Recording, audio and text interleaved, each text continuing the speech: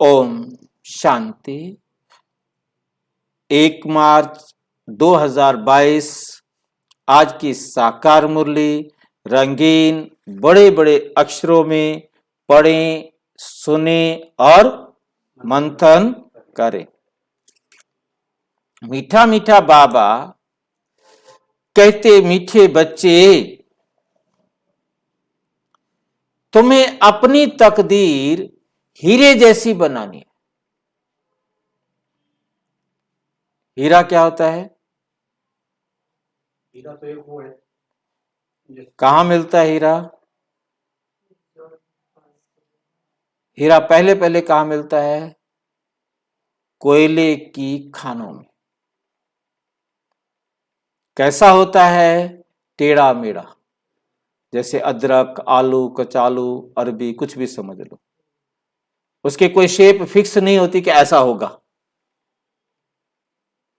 और फिर जो तराशता है, वो तराशने वाला जोहरी जो है, वो देखता है कि मैं कैसे इसको काटूं, कोई आंख गड्ढा ना रहे, दाग ना रहे और शेप भी बहुत अच्छी बन जाए।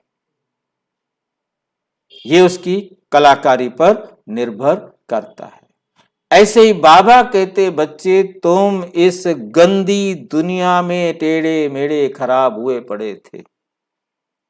अब मैं आकर ज्ञान सुनाकर तुम्हें रोजाना जो दाग लगे हुए हैं वो तराशने की विधि सिखाता हूं।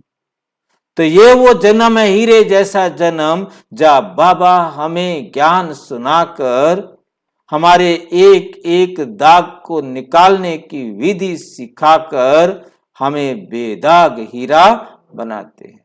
तो ये है हीरे जैसा अनमोल जीवन। क्योंकि हीरा कैसे एकदम काले कोयले से निकलकर बेदाग चमकता हुआ हीरा बनता है, ऐसे हम भी हीरा बनते हैं। तो इस जीवन को कहा जाता है हीरे जैसा अनमोल जन्म। दुनिया वाले कहते थे मनुष्य जन्म दुर्लभ है, मनुष्य जन्म हीरे जैसा जन्म है, परंतु बाबा कहते मनुष्य जन्म हीरे जैसा जन्म नहीं है। ज्यादा से ज्यादा 84 जन्मों में से यही एक जन्म हीरे जैसा है, जिसमें आप क्या बनते हो? बेदाग हीरा बनते हो। तो पुरुषार्थ कर बाप से स्वर्ग का पूरा पूरा वर्षा लेना है।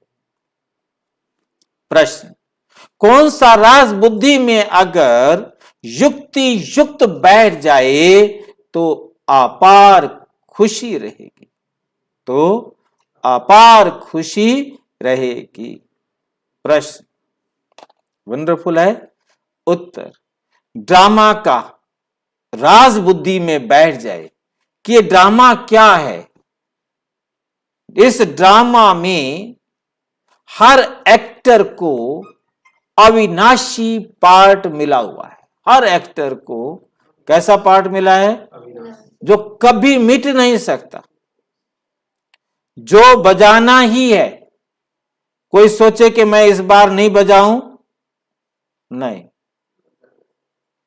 कोई का पार्ट घिसता नहीं, ऐसा बनाया हुआ है जो घिस नहीं सकता, मिट नहीं सकता।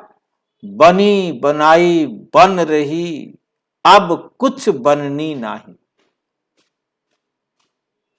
ड्रामा बना बनाया है, हर कल्प नया रहता है, कभी भी उसमें परिवर्तन नहीं आता। बनी बनाई बन रही, अब कुछ बननी नहीं। अब कुछ उसमें परिवर्तन नहीं होना, उसमें कोई चेंज नहीं आना, इसमें हेर फेर भी नहीं हो सकती। कल्प पूरा होगा तो फिर से वही part second by second repeat होगा। ये बहुत गुह्य राज है, ये बहुत गुह्य राज है। जो युक्ति युक्त बुद्धि में बैठे तो खुशी रहे, तो खुशी रहे, नहीं तो मूंझते हैं। बाबा कहते हैं बच्चे मूंझो नहीं, मूंझो नहीं। बाप में निश्चय रख, पूरा वर्षा लेने का पुरुषार्थ करो। पूरा वर्षा लेने का पुरुषार्थ करो। गीत। तुम्हें पाके हमने जहां पा लिया, जमी तो जमी आसमां पा लिया। ओम शांति। मीठे मीठे ईश्वरीय बच्चों ने गीत सुना। ड्रामानुसार समझ में आता है कि तुम अभी बने हो ईश्वर के बच्चे। ईश्वर से तुम स्वर्ग का मालिक बनने आए हो अथवा स्वराज्य लेने आए हो। नरक के मनुष्य मात्र तो ये जानते ही नहीं कि स्वर्ग क्या होता है। तुम तो जानते हो बाबा स्वर्ग की स्थापना करते हैं, रावण फिर नरक की स्थापना करते हैं। ये भी कोई नहीं जानते। तुम जानते हो हम बाबा से स्वर्ग की राजाई ले रहे हैं। जब कोई मनुष्य मरते हैं तो कहते हैं स्वर्ग पधारा, स्वर्ग पधारा। गोया अपने को कहते हैं हम नरक में हैं और सब नरक के मालिक हैं। ये बिल्कुल सहज बात है, मूंझने की दरकार नहीं। तुम्हारी तकदीर अब हीरे जैसी बन रही है। कैसी बन रही है? क्या मतलब? एक एक दाग मिटता जा रहा है और आप बेदाग हीरा बन रहे हो। हीरे जैसी तकदीर सिवाय बाप के कोई बना ना सके, क्योंकि एक एक दाग निकालने का तरीका और कोई दुनिया में बता नहीं सकता। तुम जानते हो कि बाप से हम स्वर्ग का वर्षा ले रहे हैं। नरक कितना समय चलता है? कोई को भी समझाओ तो कहते हैं सतयुग को तो लाखों वर्ष हुए। तुम हो God fatherly student. God father द्वारा स्वर्ग का वर्षा पा रहे हो, फिर बाबा को भूलते क्यों हो जिससे आप स्वर्ग के मालिक बन रहे हो? ऐसे बाप को तुम भूलते क्यों हो? ये बाबा को ही समझ में नहीं आता। क्या कह रहे हैं बाबा? बाबा कह रहे हैं कि तुम हमें भूल जाते हो, हमारी खुद नहीं समझ में। हाँ, क्यों तुम भूल जाते हो? मेरे को समझ में नहीं आता, बाबा को समझ में नहीं आता, सर्वज्ञ को समझ में नहीं आता। कैसे बुद्धू बनाते हैं बाबा? हाँ, तूफान तो बहुत आएंगे। तब क्या बिगर मेहनत तुम स्वर्ग के मालिक बन सकते हो? नहीं बन जाएंगे ना, नहीं बनेंगे ना। कोई मरा तो कहते हैं स्वर्गवासी हुआ। अच्छा, फिर रोते क्यों हो भाई? स्वर्गवासी हुआ तो फिर रोते क्यों हो? तुमको तो तालियां बजानी चाहिए। तुमको तो क्या बजानी चाहिए? तालियां बजानी चाहिए, खुशी मनानी चाहिए कि हमारा कोई तो स्वर्ग में गया। ठीक है, अगर स्वर्ग में जाना इतना सहज है फिर तो सबको गोली दे दो, स्वर्ग में जाए, क्यों नरक में पड़े हैं? हाँ, स्वर्ग में पहुंच जाए, फिर यहां दुख में रहने की दरकार ही क्या पड़ी है? दरकार ही क्या पड़ी है? दुख में मनुष्य जहर खाकर भी मर जाते हैं। सिपाही कितने मरते हैं, एक दो को भी मारते हैं। बाबा कहते हैं सबको समझाओ। जबकि स्वर्ग गया तो फिर तुम रोते क्यों हो? रोने की क्या जरूरत पड़ गई तुमको? वास्तव में ना कोई स्वर्ग में जा सकते हैं, ना वापस निर्वाण धाम में जा सकते। ना तो कोई स्वर्ग में जा सकता है और ना ही कोई निर्वाण धाम में जा सकता है। निर्वाण धाम माना वाणी से परे वाला घर, मुक्ति धाम, शांति धाम, ब्रह्म लोक, हम आत्माओं के रहने का स्थान। वहां कोई नहीं जा सकता। बीच में तो कोई नहीं जा सकता ना। तो बात नहीं। अब तुमको स्वर्ग में चलने का उपाय बाप ही बताते हैं। स्वर्ग का रचयिता जब स्वर्ग रचे तब तो स्वर्ग में कोई जावे ना। अब स्वर्ग का रचयिता बाप आया हुआ है, ये भी तुम बच्चे ही जानते हो। जब रावण राज्य शुरू होता है तो देवी देवताएं वाम मार्ग में चले जाते हैं। उसी समय से विकार शुरू हो जाते, उसी समय से विकार शुरू हो जाते हैं। रावण राज्य कब शुरू होता है उसका कोई दिन मुकर्रर नहीं है। तुम बच्चे ये थोड़े ही कह सकेंगे कि बाबा ने कब इस ब्रह्मा बाबा के तन में प्रवेश किया, कोई नहीं बता सकता। बाबा को भी नहीं पता। जब साक्षात्कार हुआ तब आया, वह कब आया? साक्षात्कार तो भक्ति मार्ग में भी ऐसे ही होते हैं। पता नहीं पड़ता कि बाबा किस समय आया, कृष्ण के आने की घड़ी दिखाते। शिव बाबा की घड़ी आदि कुछ होती नहीं। शिव बाबा की घड़ी आदि कुछ होती नहीं। बाबा तो मालिक है, बाबा तो मालिक है। कब आते हैं पता नहीं पड़ता, पता नहीं पड़ता। यहां मुरली से समझ जाते हैं। बाप कहते समझाते हैं, मैं कालों का काल हूं, मैं सबको वापस ले गया था, मैं सबको वापस ले गया था। सतयुग में तो थोड़े थे, सतयुग में तो थोड़े थे। कलयुग में कितने ढेर मनुष्य हैं, कलयुग में कितने ढेर मनुष्य हैं।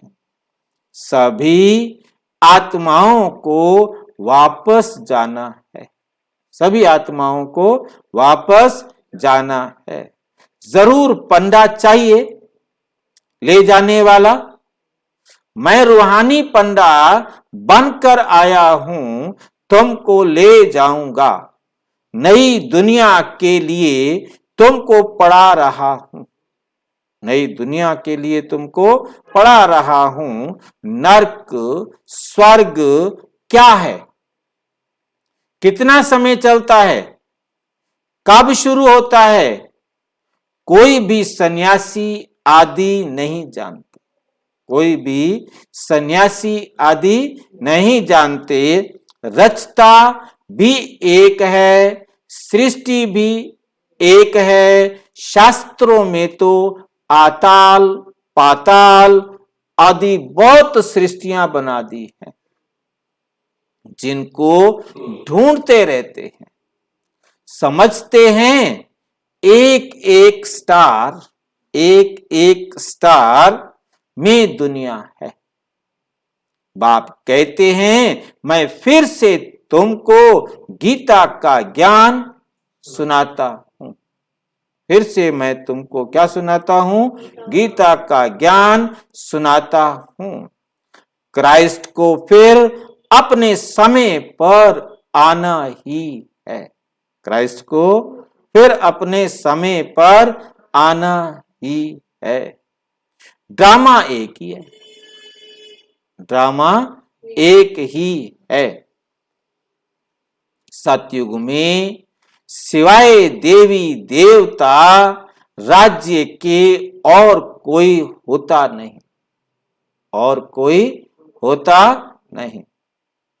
अभी तुम जानते हो हम बाबा से वर्षा लेने आए हैं, बाबा से वर्षा लेने आए हैं। याद करते ही हैं, हे पतित पावन आओ, हे पतित पावन आओ। तो जरूर संगम पर ही आना पड़ेगा।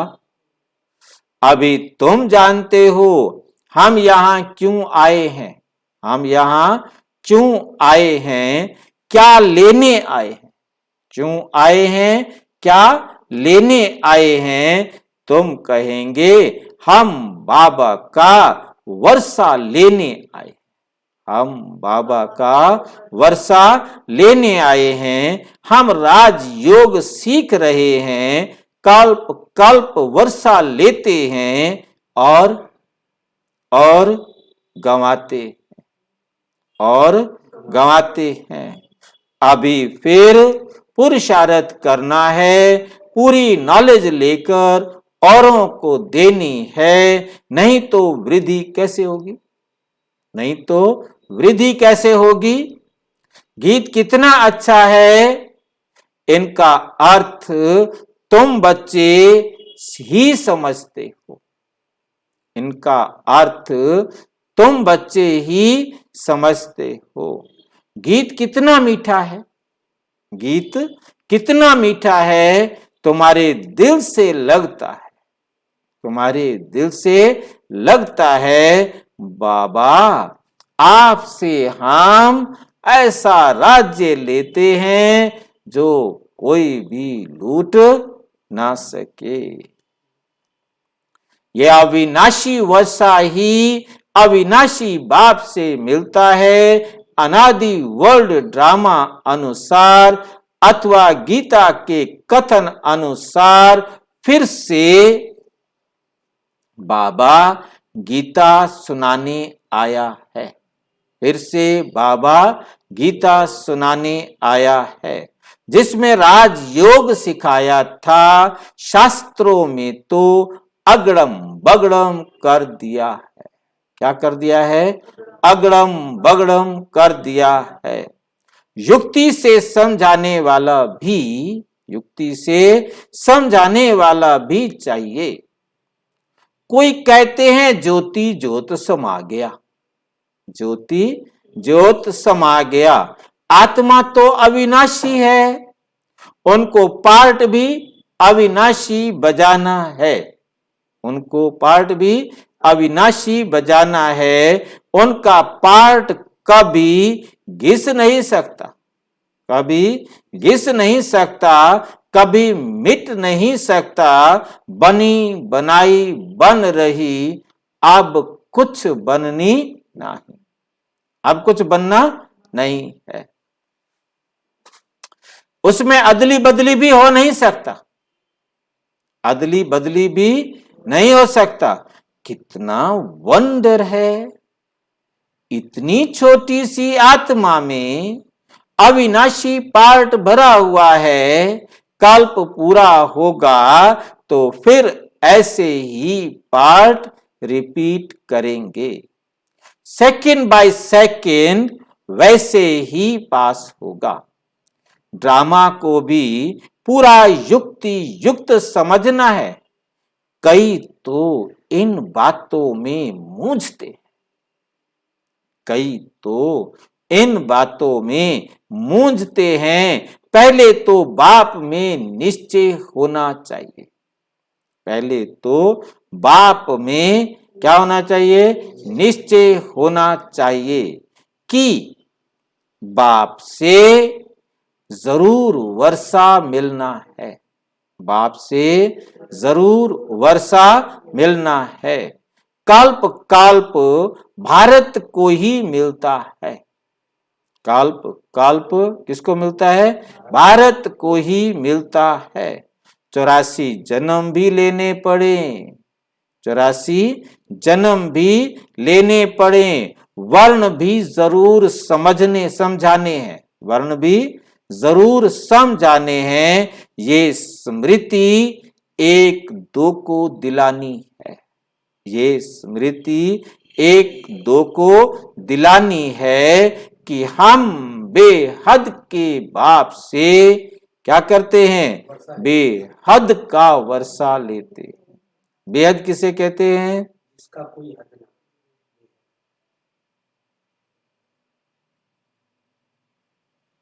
हद क्या होती है, बहुत ज्यादा। हद, हद 1 रुपए में 1 रुपया भी, 1 रुपया से कम जितना भी है वो हद होगा,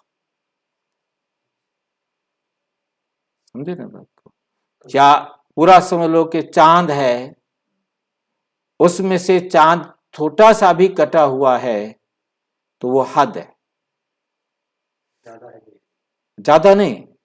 जब वो संपूर्ण है तब बेहद। 100% में 1% भी हद है, क्योंकि उसके बाद 99 बचा हुआ है। 99 भी हद है, क्योंकि उसके बाद 1 बचा हुआ है।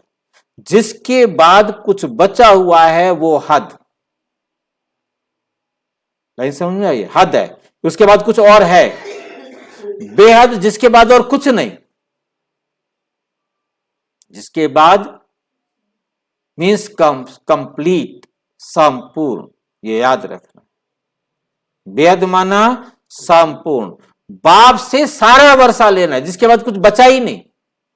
आप कम लेते हो आपकी मर्जी है, वो तो बाबा तो आपको सारा दे रहा है। ये नहीं कि थोड़ा सा बचा के रख ले किसी और के लिए, नहीं, तुम अपना सारा वर्षा लो, हर एक अपना अपना वर्षा लो, सारा लो, आधा लो, पौना लो, जितना लो तुम्हारी मर्जी। और तो बाबा अपना सारा वर्षा सब बच्चों को दे दे। अब सभी तो नहीं आकर पढ़ेंगे, सभी तो नहीं आकर पढ़ेंगे।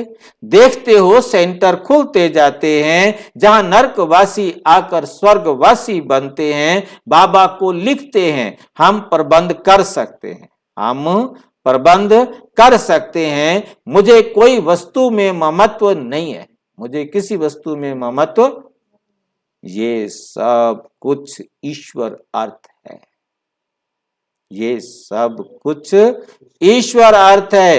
अब आप जो राय दो, मैं भी लिखता हूं, भल आपस में राय करो, जहां अच्छी लोकेलिटी हो वहां सेंटर खोलो।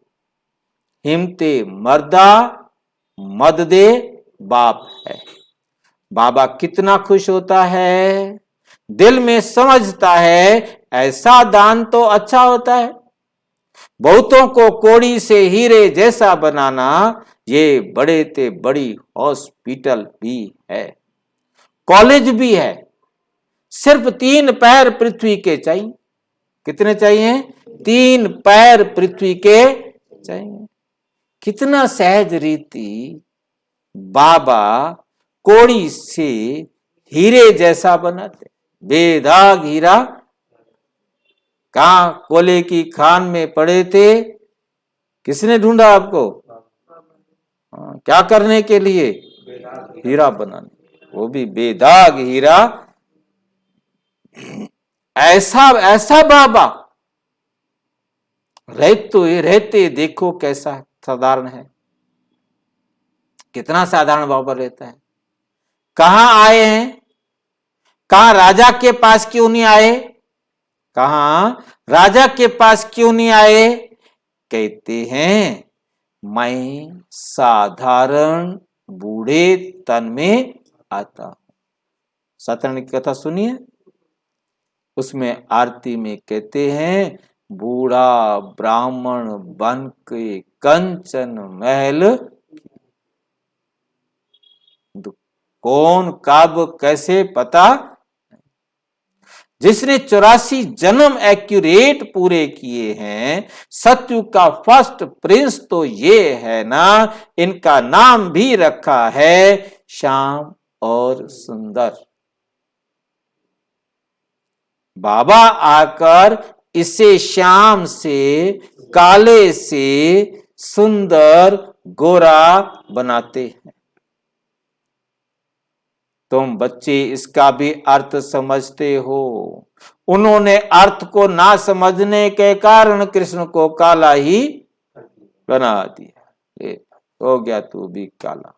मुख्य शिव बाबा का लिंग भी काला बना दिया। कृष्ण भी काला तो राम भी काला। राम को तो गोरा बना। ना जी ना, राम को भी काला। लक्ष्मण को गोरा बनाते हैं। देखो आप राम को, हाँ राम को काला दिखाया जाता है, कृष्ण को गोरा दिखाया जाता है। नहीं उसको लक्ष्मण को गोरा बनाते हैं। एक तरफ गोरा फिर दूसरी तरफ काला क्यों? एक तरफ कह रहे हो सुंदर, दूसरी तरफ कह रहे हो काला। गोरा काला क्यों? श्याम सुंदर क्यों? या तो सुंदर बोलो या श्याम बोलो।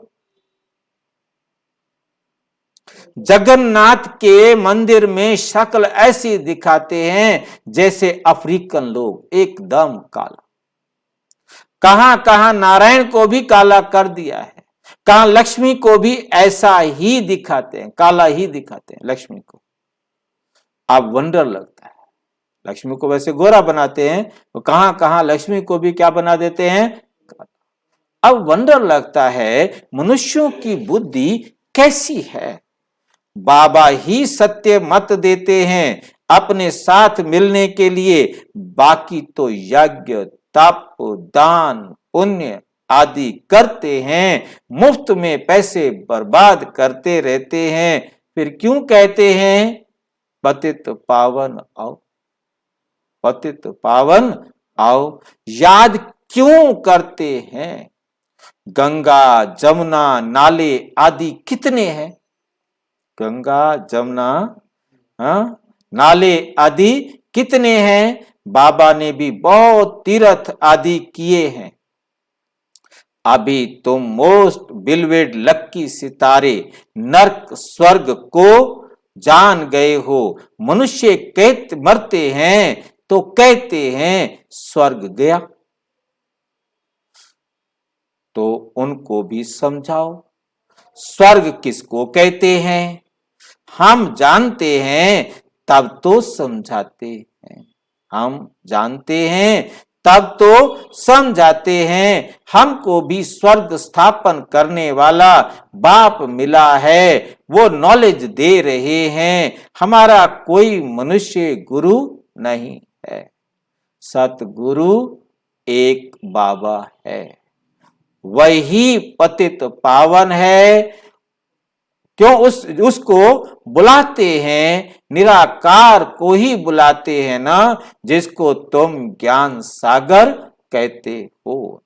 वे सत्य चित्त आनंद स्वरूप है, ज्ञान का सागर है।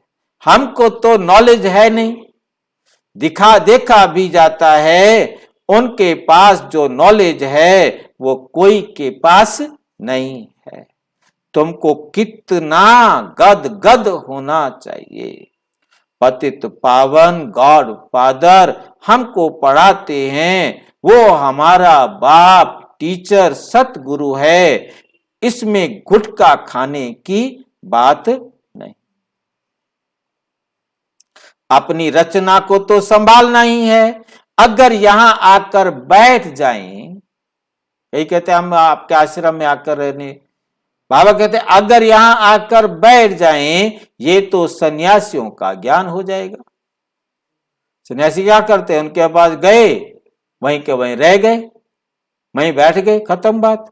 गृहस्थ व्यवहार में रहते हुए तुम 1 घंटा आधा घंटा निकाल सकते हो। पहले 7 रोज भट्ठी में पढ़ना पड़े।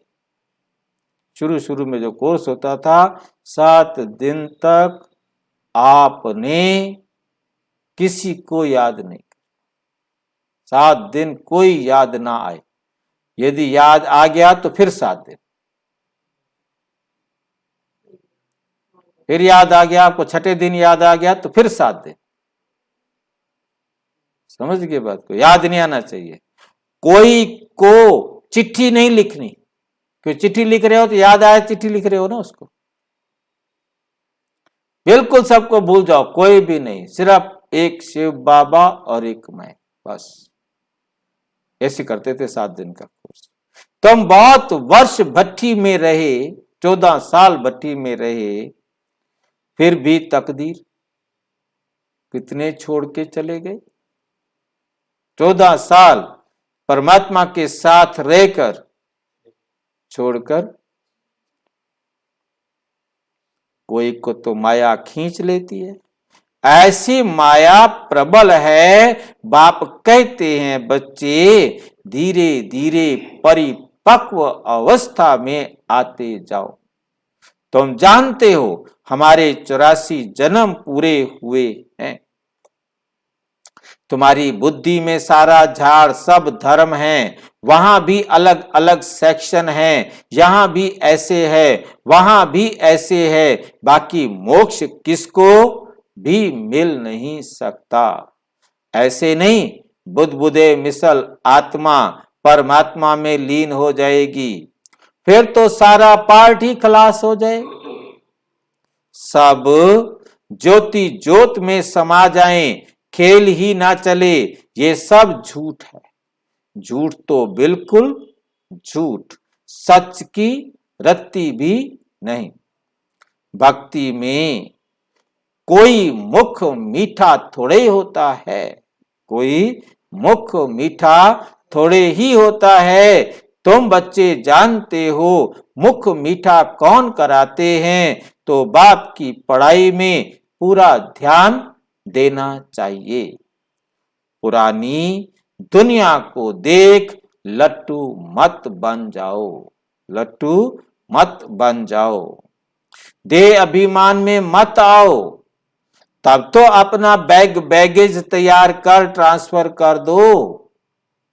अब सब कुछ खत्म होने वाला है। युद्ध चल रहा है ना, तीसरा विश्व युद्ध, अंतिम विश्व युद्ध होगा, चाहे कब भी हो। हाँ जी, परमाणु छोड़ने की तैयारी कर दी। हाँ, परमाणु छोड़ दिया तो तीसरा विश्व युद्ध फिर शुरू हो जाए, फिर तो जिद हो जाएगी ना। तो जिद पे अड़ा है। नहीं, जिद फिर तो जिद का असर, रिजल्ट खराब निकलेगा ना। उधर के मरे तो फिर वो भी उनके मारे।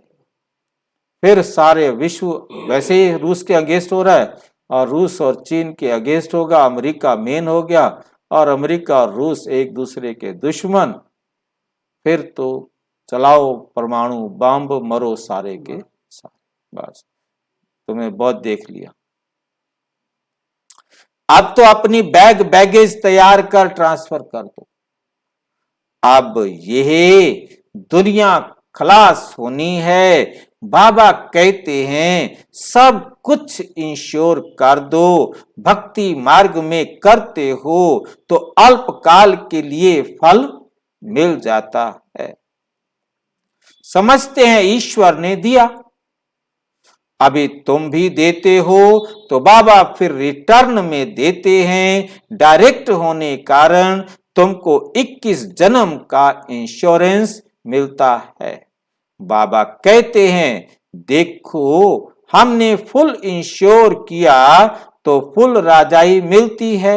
वे है जिस्मानी इंश्योरेंस, ये है रूहानी बाप के साथ। ईश्वर अर्थ दान करते हैं ना, तो ईश्वर रिटर्न में देते हैं। वे तो भक्ति मार्ग में भी दाता है, तो ज्ञान मार्ग में भी दाता है। ये है बेहद की पढ़ाई, बेहद की बादशाही के लिए अब जितना चाहो उतना लो। विश्व की राजाई ले सकते हो, पुरुषार्थ की जय है। कोशिश करो विजय माला में पिरो जाओ। मूंझते हो तो सर्जन राय बताने वाला बैठा है, सर्जन राय बताने वाला बैठा है। तुम जानते हो हमने अनेक बार बादशाही ली है और गंवाई है। ये ज्ञान अभी है, सतयुग में फिर भूल जाएगा। अच्छा,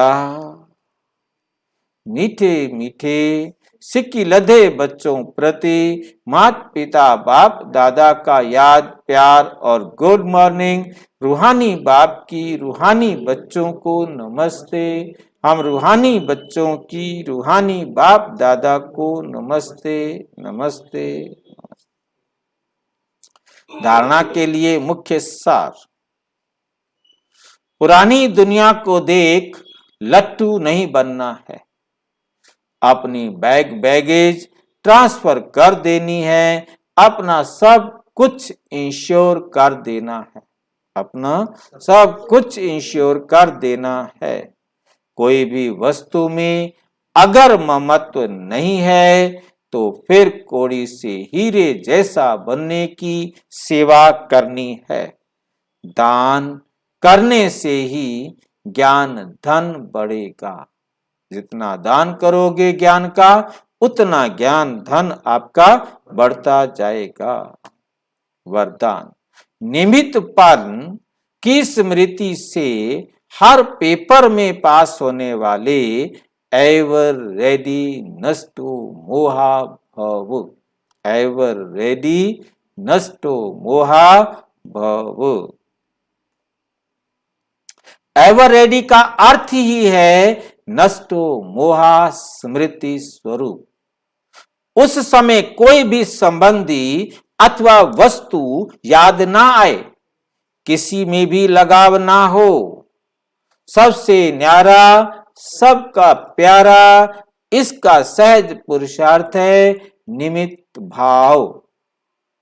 निमित्त समझने से निमित्त बनाने वाला याद आता है। मेरा परिवार है, मेरा काम है, नहीं, मैं निमित्त हूं। इस निमित्तपन की स्मृति से हर पेपर में पास हो जाएंगे, हर पेपर में पास हो जाएंगे। स्लोगन है, ब्रह्मा बाप के संस्कार को अपना संस्कार बनाना ही फॉलो फादर करना है, फॉलो फादर करना है। और विस्तार से जानने के लिए प्रजापिता ब्रह्मा कुमारी ईश्वरीय विश्वविद्यालय के किसी भी सेवा केंद्र पर संपर्क करें। और यदि कोई प्रश्न है या कोई बात स्पष्ट नहीं हो रही है तो 9213106986 पर केवल टेलीग्राम करें, फोन नहीं। ओम शांति।